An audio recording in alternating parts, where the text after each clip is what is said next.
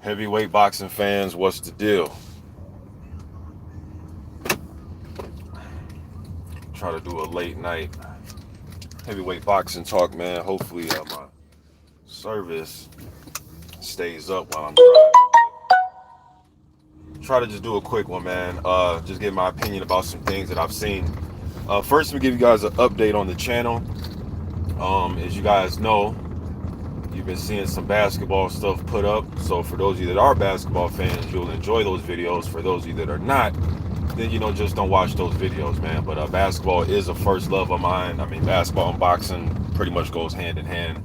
Basketball, one of the sports that was able for me to get a free education.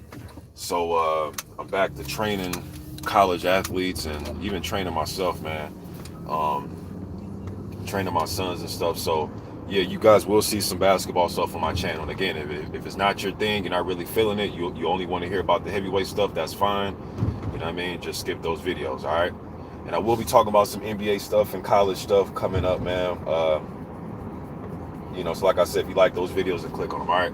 Now, let me go over what I've seen over the last week or so, man. First of all, Daniel Dubois improves. I believe he's 13-0 now. He beat Ebenezer Tate. That pretty much went exactly how we thought. It only went 1 round. So what I did see, Daniel Dubois, he seems a little bit more fluid than some of the other, prospects of the day. He seems more fluid in his movements and his just rhythm, in the rhythms that he fights in. All right, he doesn't seem as robotic as some of the other guys. He did show a nice stiff jab in the fight. Again, the fight didn't go that long. And I like the left hook uppercut kind of punch he threw to Tate, and he set him up with a left upstairs. I thought that was a very good combination, but really didn't see much. I thought the stoppage was a little premature, but Tate was on his way to get knocked out anyways. Would have been nice to see if he could have been able to make a stand and try to go, push Dubois a couple more rounds. And the guy at the, not the fastest guy to Tate, not the strongest guy, not the quickest guy, but he can punch, like most heavyweights. So it would have been good just to see if he would have made a stand or try to, fight Dubois off when he got up. But he was on his way to getting stopped anyways, man. So Dubois, I would like to see him fight Joyce. I remember after, I believe it was the Richard Lartey fight, I believe. Jay Jerk was good, bro. Who else is in the building? I'm driving, y'all. I believe my man Wallace is in the building too, so salute to y'all.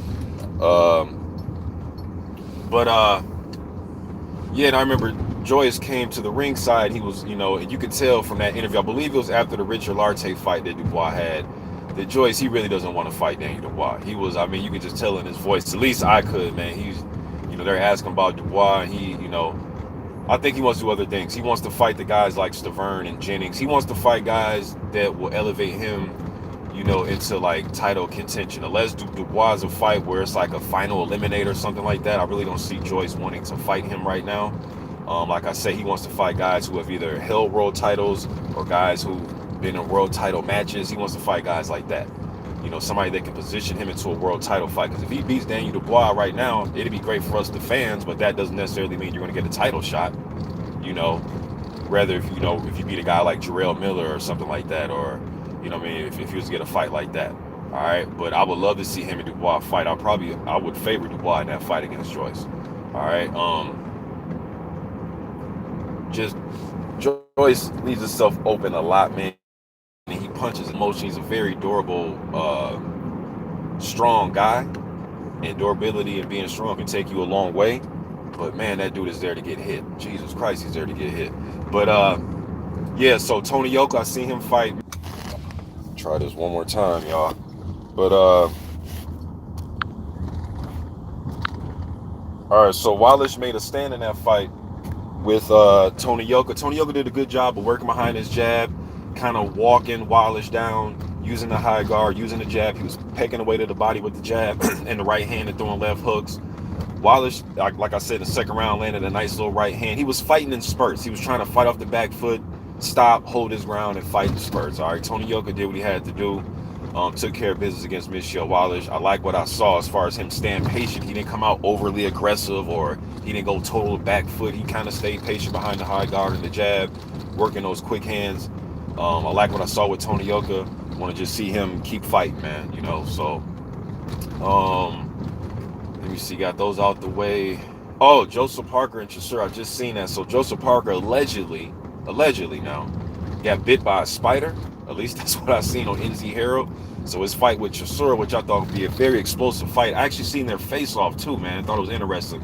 Parker tried to come with the, be humble approach. Chisora thought he was full of shit with that. You know what I mean? But Chisora's there to ruffle feathers. He's not there to be your friend and, shake hands and hug and all that. But then Parker kind of turned it up and, had his little sly shit talking back to Chisora. But what I'm reading is the fight's off now. It's supposed to be October 26th. You know what I mean? So I guess that fight's off due to a spider bite. So allegedly, all right. So his doctor said, hey man, he's not due to fight. All right. So now if this is true, because it's alleged, right? So if this is true, spider bites are not nothing to play with, man. You get holes in your skin and shit. Like spider bites are not something to play with if the shit's true. Or is it one of them things where is it something about a contract or something? You really never know, man. You really never know. But if it is a spider bite, man, speedy recovery for Joseph Parker. You know what I mean? Because there's not nothing to play with. And it's a fight that we missed out on. I would really like to see that fight. I'm curious if they're going to try to put Chisora in there with somebody else or what exactly is going to happen. But I just read that briefly tonight. All right, so I'm going to get privy to a little bit more information and do another video about that. But yeah, according to right now, the fight's off, man. Would have been a very good fight too. All right, and then last thing I want to talk about, man, it's gonna be a quick one. Wilder versus Ortiz. I seen the presser. Man, Luis Ortiz looks out of shape.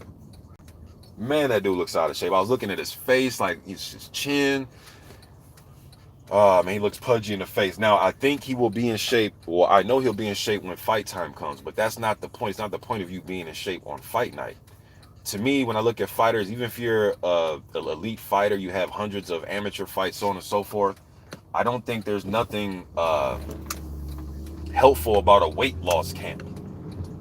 I just don't know about weight loss camps, man. To me, weight loss camps, those type of camps where you spend the entire camp pretty much just getting off all this excess weight. You're really not really going over game plan. You might have some game plan stuff in there, but majority of your camp is just focused on losing weight. Now you can say, hey, Mr. Boxing, he's been in hundreds of amateur fights. He's a pro. Ortiz knows how to fight. He just needs to sharpen up and go lose weight. Yeah, but those weight loss camps can drain you, man. You can leave everything in camp sometimes doing that. And Ortiz, to his credit, and I gave him a lot of credit in past videos about him staying in shape in between fights. After the first Wilder loss, he was right back in camp, literally within a week. And he's been doing a great job staying between like 237 and 241 pounds.